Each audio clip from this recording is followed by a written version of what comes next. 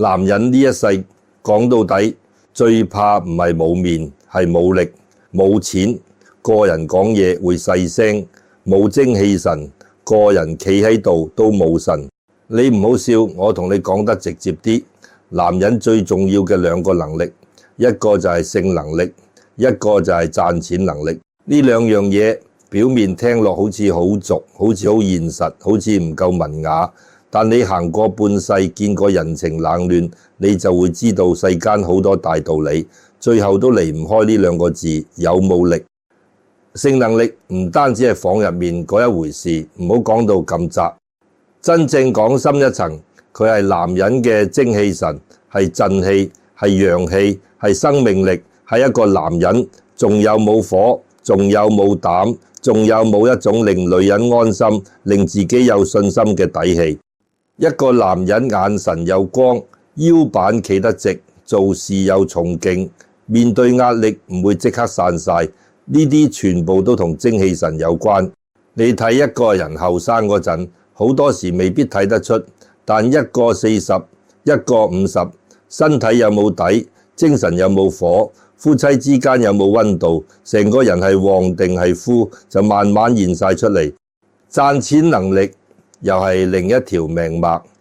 男人唔一定要大富大貴，唔一定要住豪宅揸名車，但一個男人如果完全冇搵食能力，遇到事只識怨，只識等，只識推俾屋企人，咁佢講幾多愛幾多理想都會慢慢變虛，因為現實世界好簡單，燈油火蠟要錢，屋企供樓交租要錢，老人病咗要錢，仔女讀書要錢，太太跟住你過日子，唔係淨係聽你講情懷，佢要見到你有一對手，有一副肩膊，有一種有事我頂住嘅本事。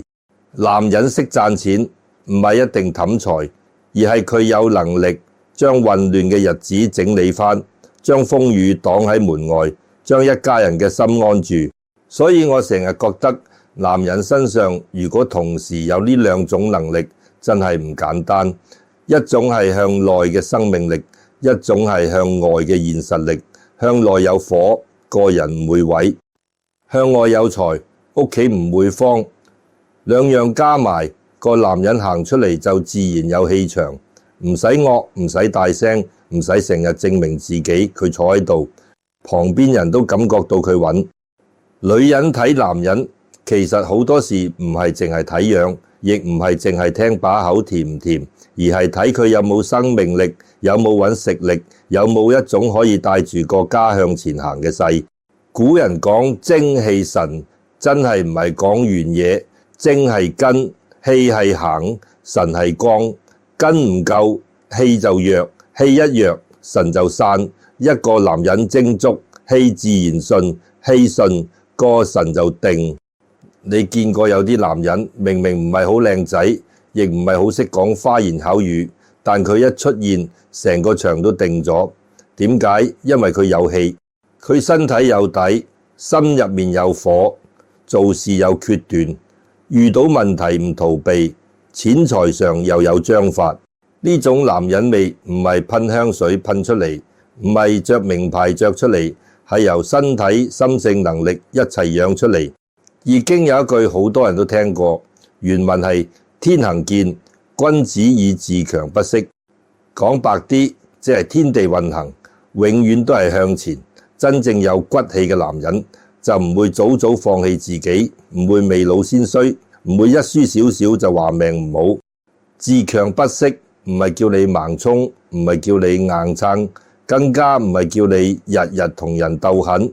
真正嘅自強係你知道男人要養住自己嗰團火，要練住自己揾食嘅本事，要令身體唔散，令心唔怯，令屋企人望住你嗰陣，心入面有一句：有佢喺度，我唔使太驚。我以前識一個街坊叫阿明，佢唔係咩大人物，亦唔係出身好。後生嗰陣住喺深水埗一間好細嘅掩房，兩公婆結婚頭幾年，真係窮到開飯都要計住。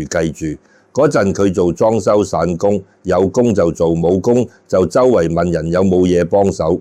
好多親戚都唔睇好佢，覺得佢冇學歷、冇背景，樣又唔似做大事。太太娘家有人仲講過一句好難聽嘅說話，話佢得個捱字，唔知幾時先捱得出頭。呢句說話，阿明聽到冇即刻駁嘴，亦冇嬲到返屋企發脾氣。佢只係同太太講：你俾我幾年，我未必發達，但我一定唔會俾你跟住我一世冇底。你睇呢句說話唔係甜言蜜語，但好有男人味，因為佢講得出，之後真係去做。阿明嗰陣身體好，精神足，肯捱肯學，白日做地盤，夜晚去跟師傅學木工，星期日人哋瞓晏覺，佢就去五金鋪同人傾，學材料，學報價，學點樣同客人講數。佢唔煙唔酒，唔係因為佢扮清高，而係佢知道自己冇本錢亂花，亦冇本錢亂耗身體。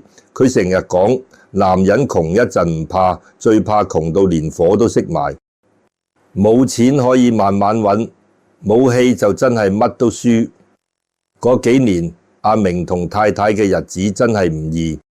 夏天涼房熱到似蒸籠，冬天長身滲水，兩個人食一個燒味飯都要加多碗白飯先夠飽。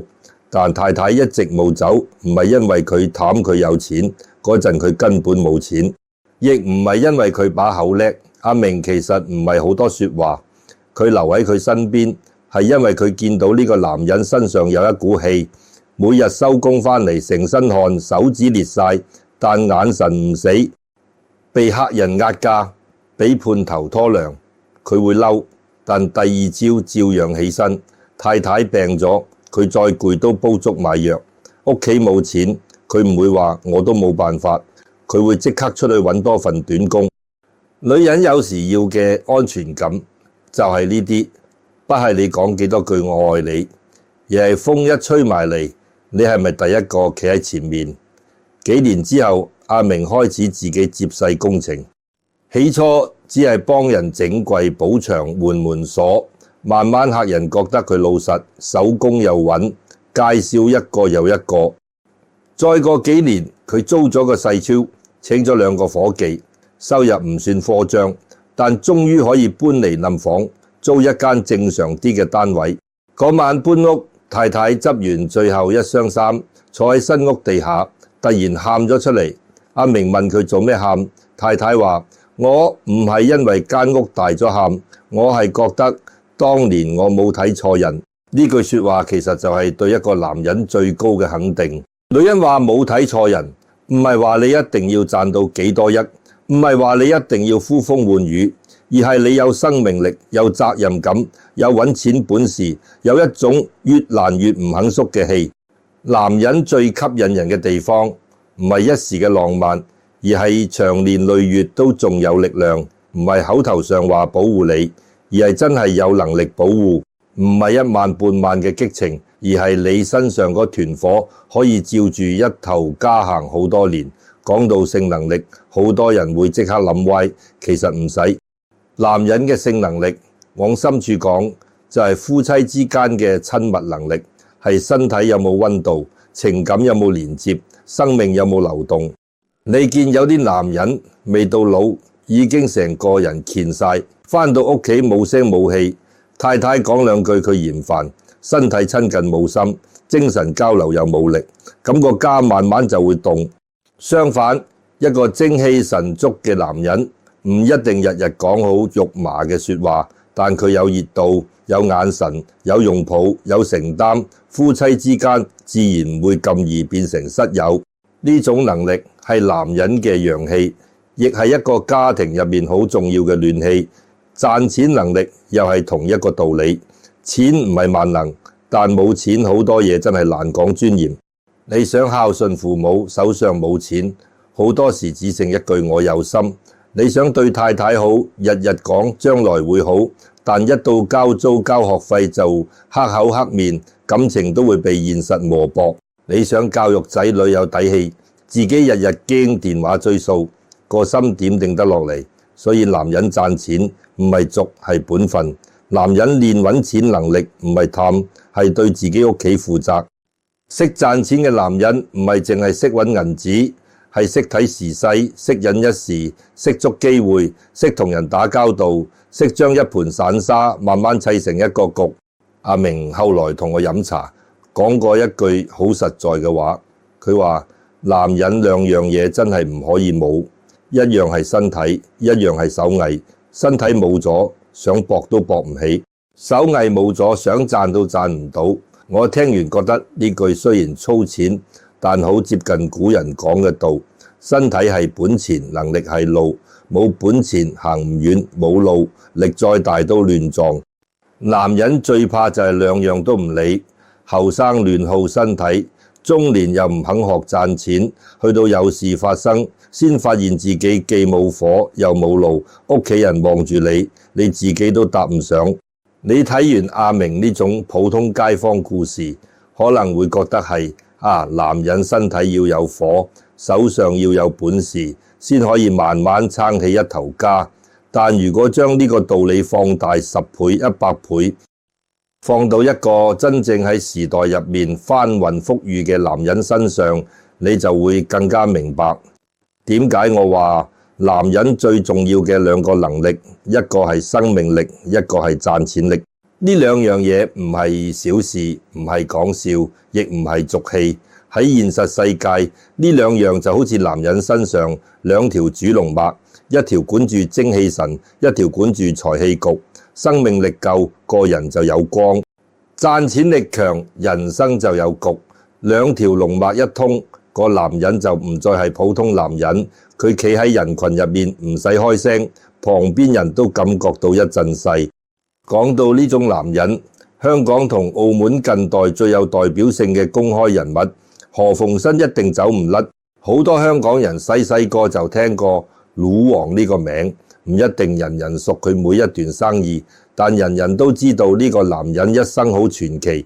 佢唔係淨係有錢咁簡單，佢身上有一種舊時代男人好強嘅氣，膽大、眼利、手腕夠、精力旺、人脈廣，識睇時勢，亦識喺亂世入面揾到自己條路。你話佢係商人又得，話佢係時代人物又得，但有一點好明顯，佢唔係一個冇火嘅男人。冇火嘅男人頂唔住咁大個局，冇揾錢力嘅男人撐唔起咁大個家族，冇生命力嘅男人亦唔可能成世都係人哋口中一個咁有存在感嘅名字。何鳳新嘅人生最值得中年男人聽嘅，唔係叫你去水務佢有幾多錢，亦唔係叫你去學佢有幾多房、幾多仔女。呢啲係佢嗰個時代、嗰個身份、嗰個家族環境底下形成嘅格局。普通人唔好用表面去照抄，真正要睇嘅係佢點樣由一個人慢慢變成一個局。你諗下，一個男人可以喺商場上長期掌局，唔係靠一日半日運氣，佢要有膽，夠膽落注，佢要有眼，識得睇邊度係風口，佢要有手腕，識同人合作，亦識同人周旋，佢要有精神，長年累月喺複雜人事同利益當中保持清醒。賺錢能力去到呢個層次，已經唔係簡單講揾到幾多錢，而係一種現實世界嘅掌控力。我同你講，男人嘅賺錢能力低層次係揾一份人工，高一層係養得起屋企，再高一層係識得創造局面，令資源向自己靠攏。何鳳新厲害嘅地方就係佢唔單止係自己揾錢，佢係識得搭局。搭局呢兩個字好重要。普通男人淨係諗今日有冇公開，聰明啲嘅男人會諗今年點樣賺多啲，再高一層嘅男人會諗10年後邊個行業有勢，邊班人可以合作，邊個位置值得自己站穩。賺錢力去到最後唔係日日死做爛做，而係你個腦、你個膽、你個人情世故、你嘅判斷力一齊幫你揾錢。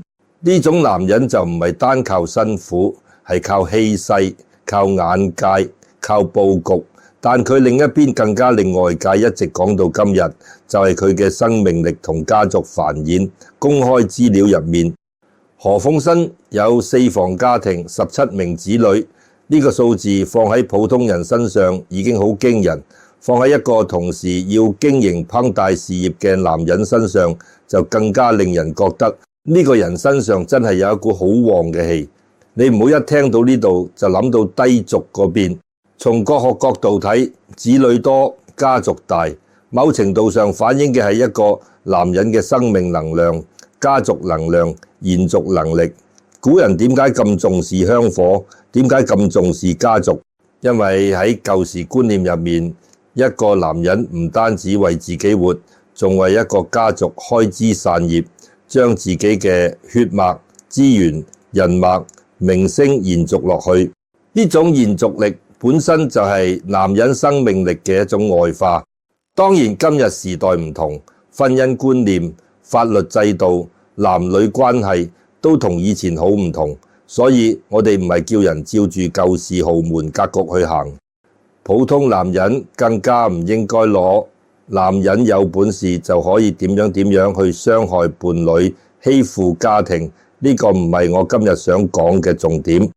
真正要講嘅係何鳳燊呢類人物之所以會成為一個符號，就係因為佢將男人兩股力量放到好大，一股係賺錢掌局嘅力量，一股係生命繁衍嘅力量。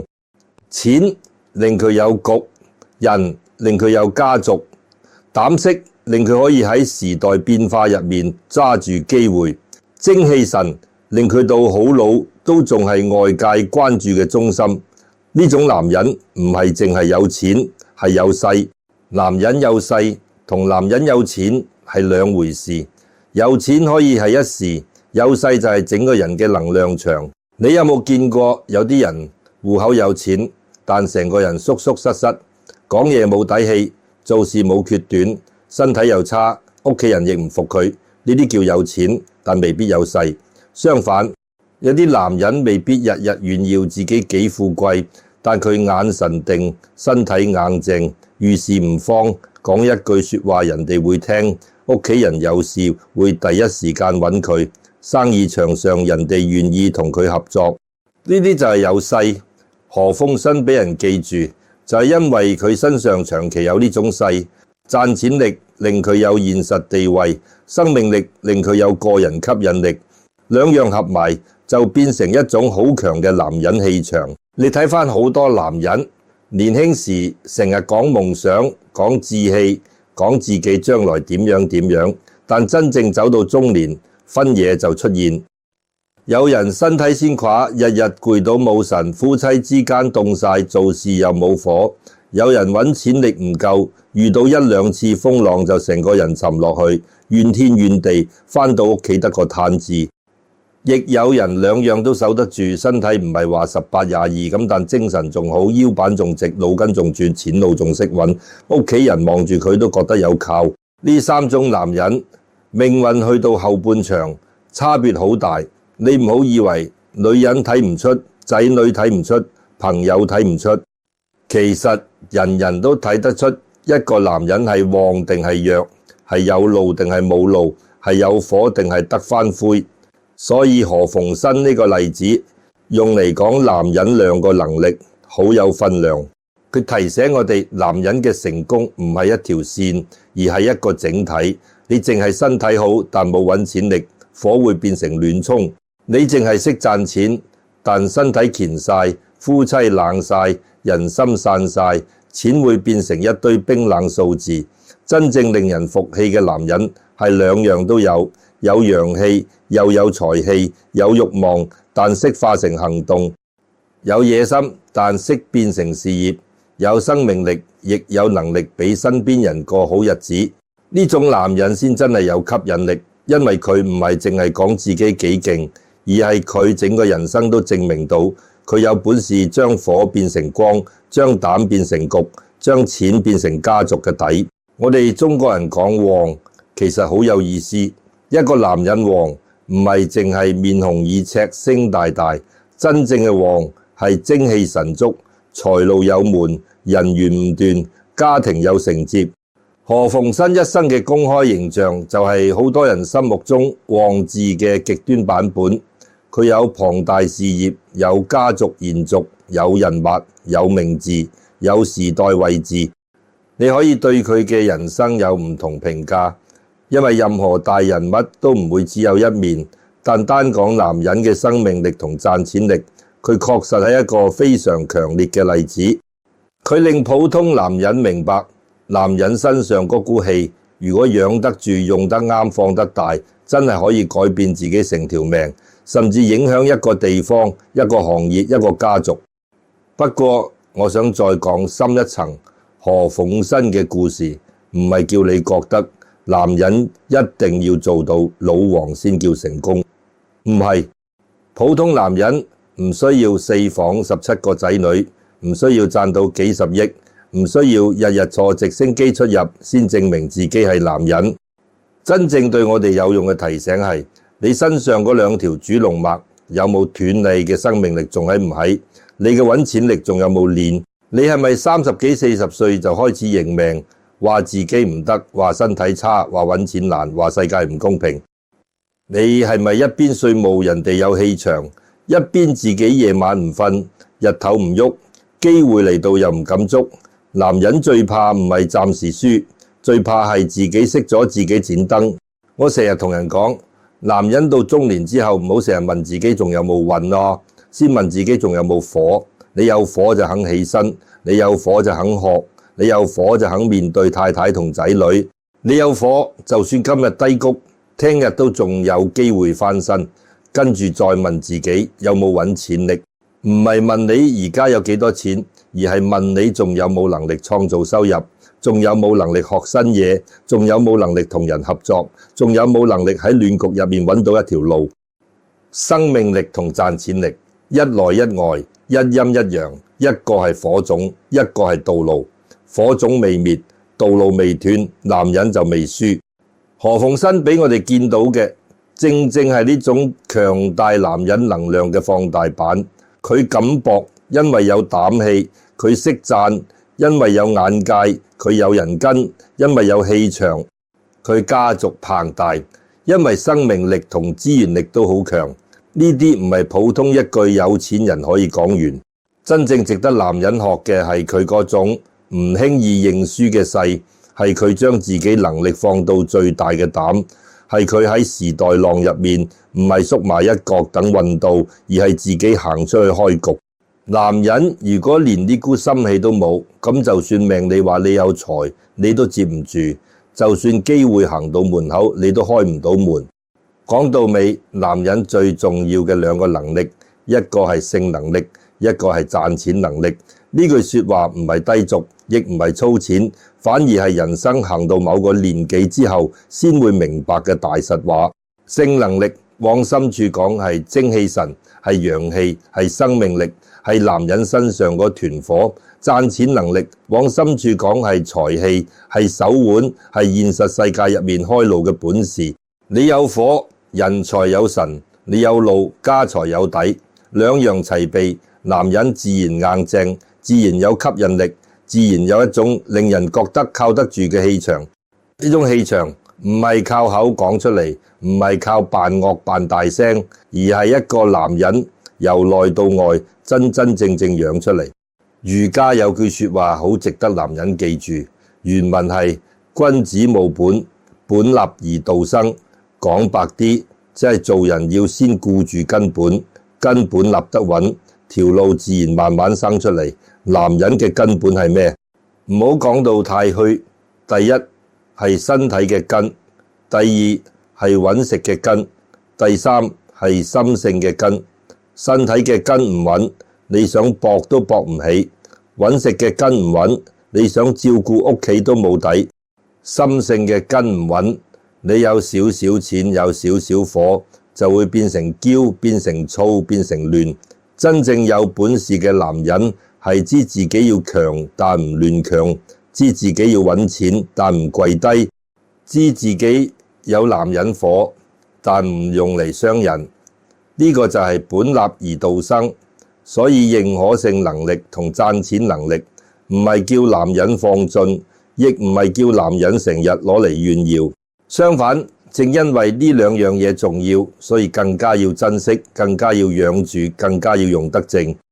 男人嘅性能力唔單止關乎一時快感，佢關乎夫妻之間嘅溫度，關乎你身體入面仲有冇陽氣，關乎你會唔會未到老就成個人乾晒。男人嘅賺錢能力唔單止關乎戶口數字，佢關乎你遇到風雨時有冇能力護住屋企，父母有病時你有冇底氣安排，仔女要讀書時你有冇選擇，太太跟住你時佢係咪感覺到生活有路？呢啲全部都好現實，但現實唔代表低級，現實好多時先係最大嘅修行。道家講養生，最怕一個人亂耗。男人後生時成日以為自己有用唔完嘅力，晚晚唔瞓，煙酒應酬，情緒一上嚟就發火，慾望一動就亂衝，賺到少少錢就大使，身體有少少問題就死撐。到咗40、50，忽然發現腰唔妥，精神唔夠，夫妻親密少咗，錢又留唔住，個心先開始驚。其實唔係命運忽然對你差，係你多年來一路漏氣，一路漏財，一路漏神，只係後生時未見到後果。男人要旺，第一件事就係唔好亂耗。火要用嚟煮飯照屋，唔係用嚟燒屋；精氣要用嚟成事，唔係用嚟消散；錢要用嚟立身安家，唔係用嚟鬥面鬥排場。佛家講因果，唔係嚇你，係提醒你。今日你點樣用身體，點樣對伴侶，點樣對金錢，點樣對屋企人，日子耐咗就會變成你嘅命。你成日熬夜，身體會還你因果；你成日亂發脾氣，夫妻會還你因果；你有錢就飄，冇錢就怨，人緣會還你因果。你唔肯學賺錢，淨係等運到，生活亦會還你因果。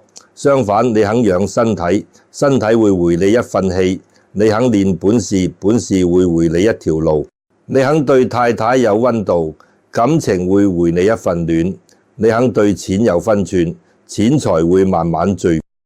因果唔係天上突然掉落嚟，因果好多時就藏喺你每日點瞓、點食、點講嘢、點使錢、點做決定裏面。男人第一樣要做嘅就係養住自己嘅腎氣同精氣神，唔好一聽到養腎就笑，呢個真係男人根本。少啲熬夜，少啲酒色過度，少啲日日坐到成個人僵晒，少啲情緒一嚟就爆。你想有性能力，想有男人火，唔係靠一時刺激，係靠平日慢慢養。夜晚早少少瞓，食嘢清啲，腳步行多啲，心事放鬆啲，夫妻之間多啲真心交流，呢啲全部都係養陽氣。男人一有陽氣，眼神會亮，聲音會實，行路會有力，做事會有衝勁。你唔好睇小呢啲，好多男人未輸喺錢，先輸喺一身散晒嘅氣。第二樣就係一定要練揾錢本事。男人唔可以成世只識怨時代、怨公司、怨老闆、怨老婆唔明自己。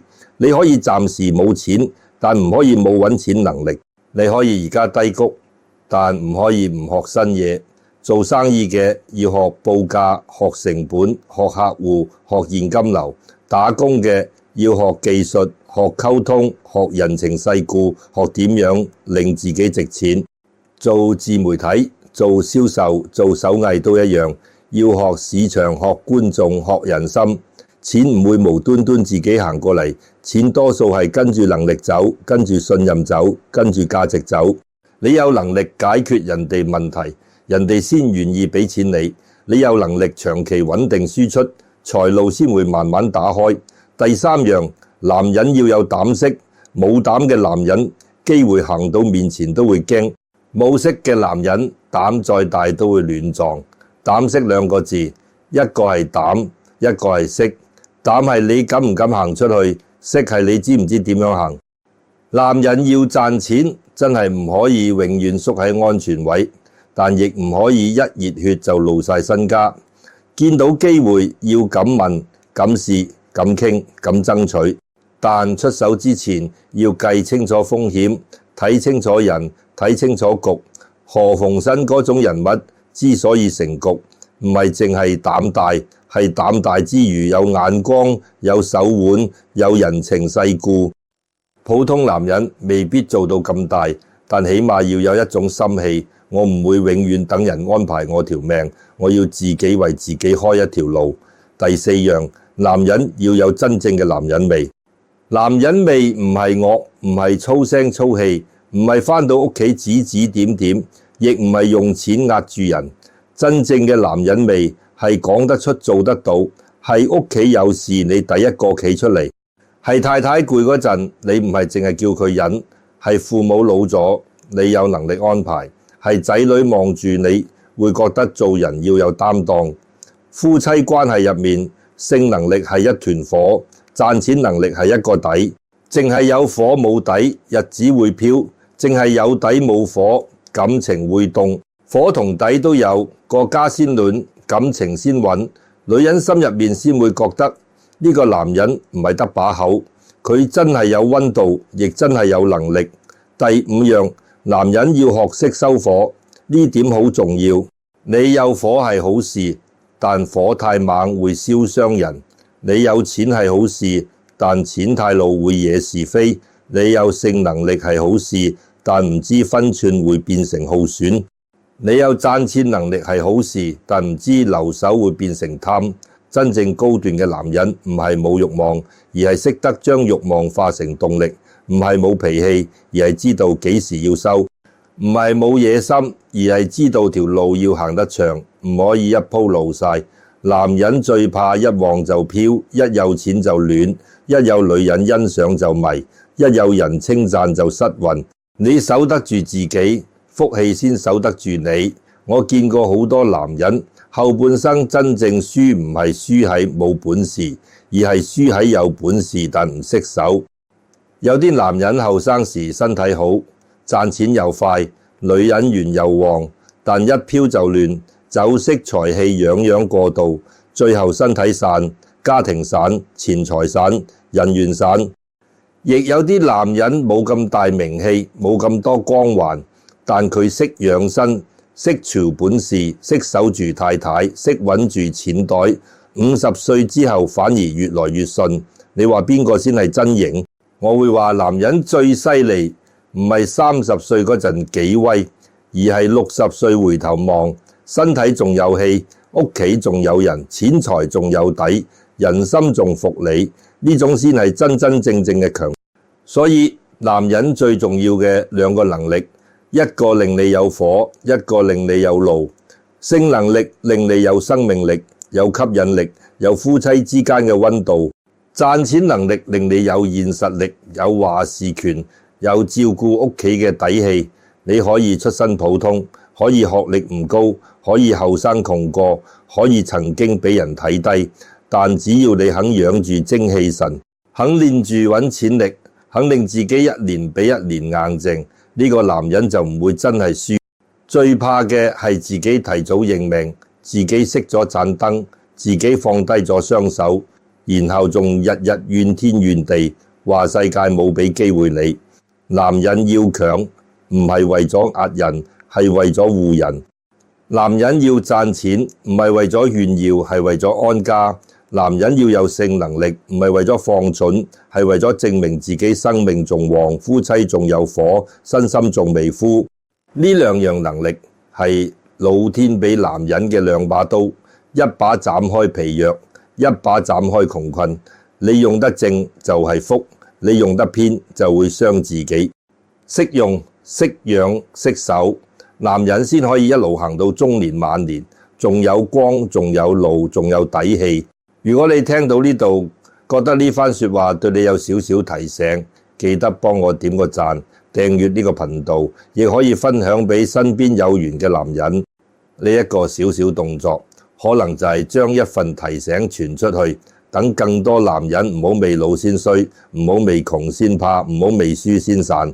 如果你願意由今日開始，養住自己嘅精氣神，練好自己嘅揾錢本事，就喺留言區留低一個強字。願每一個肯扛事、肯養家、肯收自己嘅男人都有火有路有福氣。我哋一齊善念共振。